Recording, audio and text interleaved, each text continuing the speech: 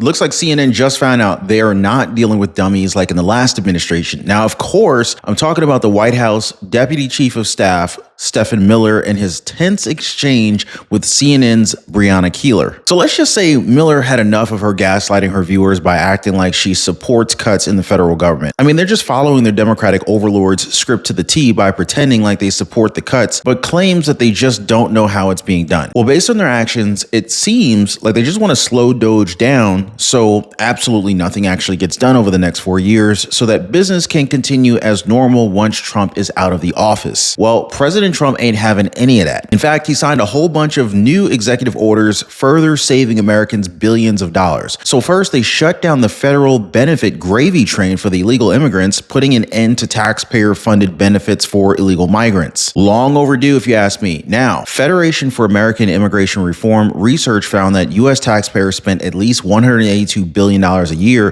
covering the cost of 20 million illegal migrants and their children. $182 billion that could have gone to helping actual American working class families. Now, apart from that, the Trump administration is also moving to gut billions of dollars from the Pentagon's budget. That's right, guys. Even the Defense Department is not safe from these Trump cuts. I mean, some questionable purchases from the Pentagon included $6.1 million on lobster tails in September 2024 and $16.6 million on ribeye steaks, $6.4 million on salmon. They also apparently spent $5.1 million on Apple products, including 130 iPhone 16 Pro Maxes, which are considered luxury versions of the base iPhone 16 model. And that's just in 1 year, guys. So yeah, for those liberal haters asking why they're not looking into the Defense Department, I'm sorry, but they are. So you can go ahead and sit your little you-know-what down. And he's not stopping there. He also signed another executive order eliminating what he called the non-statutory functions of several small federal agencies, meaning saving billions upon billions of dollars each year that was wasted on duplicative programs and frivolous expenditures that, according to the order, fail to align with American values or address the needs of the American people. At the end of the day, that's what we really want, right? That's why we voted for President Trump. He represents us, the American people. And these people like Breonna Keeler from CNN, they can just get in line or they can get the hell out. I mean, just check out this exchange between the CNN host and White House Deputy Chief of Staff, Stephen Miller. Now, it started mildly enough, right? Well, Keeler asked Miller about Elon Musk being in charge of DOGE. Here, watch. So who is in charge of DOGE?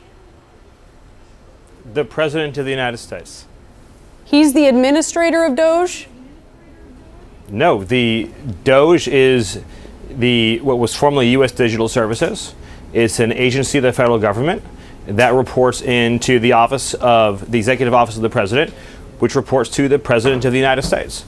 Okay. The way that Article 2 works is a president wins an election, and then he appoints staff, including myself, including Mike Waltz, including Susie Wiles, yes, including Elon Musk, and those staff report to him. Okay, well aware. So Elon Musk a week ago answered a question about transparency at DOGE. This is how he spoke about DOGE. Well, we actually are trying to be as transparent as possible. In fact, we post our actions to the DOGE handle on X and to the DOGE website. So all of our actions are maximally transparent. So you hear him there. We post our actions. All of our actions are maximally transparent. Does Elon Musk know he's not in charge of DOGE? Again, the president runs the government, then the president appoints advisors, including Elon, including myself, including all the other staff here at the White House, and then those staff in turn execute the president's commands and directions to all the agencies of the federal government. This is how democracy works, something that we treasure in America. The whole American people go to the ballot box, they elect the president appoints staff, the staff that administer his orders and directives across the whole U.S. government. But yeah, even at the onset, Keller was clearly not on the side of the American people. So Miller, he had no choice but to put her in her place. Check it out. Does your administration understand who is in the federal workforce? Yes, we have such a broad question. Of course, we understand who's in the federal workforce. And I'm happy to indulge all of these very histrionic questions that about anyone who may or may not be fired. That it's 30% veterans? But I think that and that you have people who are deployed? The U.S. government has $36 trillion in debt. The interest payments on the debt exceed the national defense budget. The American people are exhausted and tired of watching their tax dollars be corruptly spent, abused, wasted, and in every sense robbed and stolen from them. This president, for the first time in history, is committed to restoring accountability at every level of the federal government. You may assert there's no waste in the Pentagon. You may assert there's no waste in Stephen, Treasury. I'm not you may asserting, assert there's no waste in HHS. That, Stephen, I don't think anyone... Then why are you not celebrating these cuts? If you agree there is waste, if you agree there is abuse, if you agree there is corruption, why are you not celebrating the cuts, the reforms that are being instituted? Every day that no action is taken, the entire salaries of American workers that are taxed disappear forever. Stephen, let's calm down. This is we're not having a debate. There's no reason about whether there are places... You are clearly trying to debate me, and I will be as excited as I want to be about the fact that we are saving Americans billions of dollars, that we are ending the theft and waste and grift and corruption, that we are stopping American taxpayer dollars from subsidizing a rogue federal bureaucracy that has been relentlessly weaponized against the American people. Okay, you Stephen, may not care about this I'm not issue. Talking about your colleagues may not not care about this issue, but we care about this issue. The American people care about this issue. They also care about privacy. And the American public overwhelmingly supports what President Trump is doing. Let's talk about IRS data the DOGE will be able to access. You have DOGE asking for access to the IRS systems. This includes the integrated data retrieval system. I know you've talked about this a little bit. Will DOGE employees be able to access individual taxpayer ID numbers and social security numbers? No. But also, keep in mind, you keep Will talking they be able about to DOGE access employees. taxpayer bank account information? They will not be able to access anything that any other appropriately authorized federal employee could access. When you keep talking about, quote, DOGE employees, you're just talking about federal workers. Man, Stephen Miller, that man is sharp as a tack. You know, this is a guy who's loved and honored for his integrity and his fearlessness. You know what I mean, guys? But yeah, I just love how he tells Killer point blank how CNN freaking out over these pretty standard government cuts. It just shows how they, together with the Democratic allies, they're just so out of touch with the American people. Hey, by the way, guys, if you're one of the real ones who really enjoy what we do here on the channel, you've got to check out the Inner Circle. This is where our true supporters get exclusive access to content that I just can't share here, completely commercial free. It's also the best way to keep this channel going strong. So if you want to be a part of something special, join us over there. Links in the description or in the pinned comment down below. Because see, before that clip that I showed you guys, Keller was trying to frame the temporary firing of 300 probationary employees at the National Nuclear Security Administration as a mistake, which led to the pushback from Miller. She called it a mistake. Miller explained how it's pretty standard when you're downsizing the government. You make cuts, you assess those cuts, you see who needs to be rehired and, you know, who needs to be kept, who needs to be reevaluated. You know, all of these things are normal. It just shows how even a temporary interruption in federal employment is a great crisis and catastrophe for Keller and for CNN. But more importantly, according to Miller, what the American people see is a government that's finally delivering a promise for accountability under President Trump. In fact, a spokesperson at the Department of Energy, which oversees the employment of these NNSA, fewer than 50 people with administrative or clerical roles had actually been fired. Some staffers who were reportedly laid off were told to come back to their jobs on Friday night. Now, really, it's a non-issue that they're trying to make a big old heap of a deal out of it. A storm in a teacup, as my uncle likes to call it.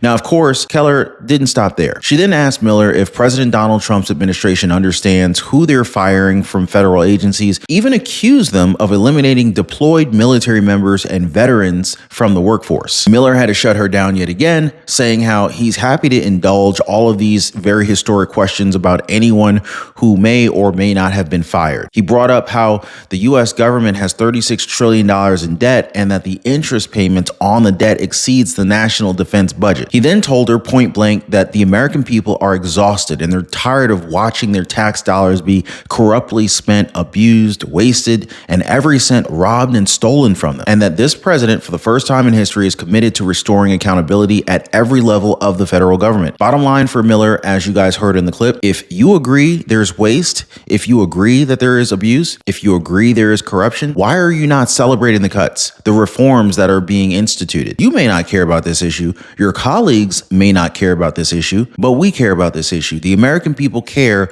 about this issue, and the American public overwhelmingly supports what President Trump is doing. Yes, yes, and yes. Amen to that, brother. I mean, just look at the work that they've done in just one single month. DOGE dismantled the USAID on February 3rd after discovering the agency had spent billions of taxpayer dollars on funding sex changes in Guatemala, sent 65.5 million condoms, 9.8 million injectable birth control products, and 334,000 IUDs abroad in fiscal year 2022, and gave out $68 billion in foreign aid in 2023. The administration fired 4 officials with FEMA following the discovery that the agency handed out $59 million to house illegal migrants in luxury hotels in New York City. The Trump administration is also placing several government employees on paid leave as a part of its efforts to reduce the size of the federal agencies. Because at the end of former President Joe Biden's administration, there were roughly 23.5 million local, state, and federal government employees. The federal government employed over 3 million people in November 2024, standing pretty close to its peak of 3.4 million employees back in May 1994. Yeah,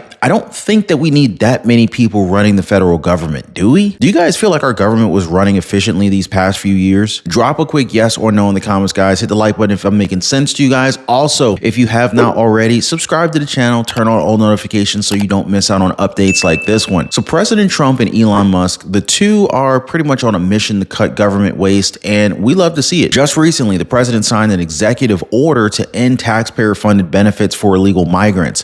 Specifically, they want all federal departments and agencies to identify all taxpayer-funded programs that provide benefits to individuals living in the country unlawfully and to take corrective action. More importantly, they want to make sure that funds are not used to encourage illegal immigration, such as ending any funding that was used to support sanctuary policies at the state or local levels. Because apparently, there's this law, the Personal Responsibility and Work Opportunity Reconciliation Act of 1996, which is supposed to bar illegal migrants from obtaining most taxpayer-funded benefits from the government. But according to the Trump White House, over the last 4 years in particular, the prior administration repeatedly undercut the goals of that law, resulting in the improper expenditure of significant taxpayer resources. So now they're getting things back on track. Trump recently shut down programs like the Safe Mobility Initiative, a Biden-era program that used American funds to help migrants across Latin America apply for asylum without needing to show up to a port of entry. But yeah, for real, guys. But President Trump, he says no more. He said his administration will uphold the rule of law. He's going to defend against the waste of hard-earned taxpayer resources and protect benefits for American citizens in need, including individuals with disabilities and veterans. This comes as a whole bunch of studies indicate the sheer extent illegal immigration is costing the American taxpayer, such as Federation for American Immigration Reform, research that found U.S. taxpayers spent at least $182 billion a year covering the cost of 20 million illegal migrants and their children, an estimation by the Congressional Budget Office finding that Medicare-funded emergency services to illegal migrants cost more than $16.2 billion, and a House Homeland Security Committee study finding taxpayers spent as much as $451 billion caring for illegal migrants and gotaways since January 2021. Well, with this executive order, President Trump is ensuring taxpayer resources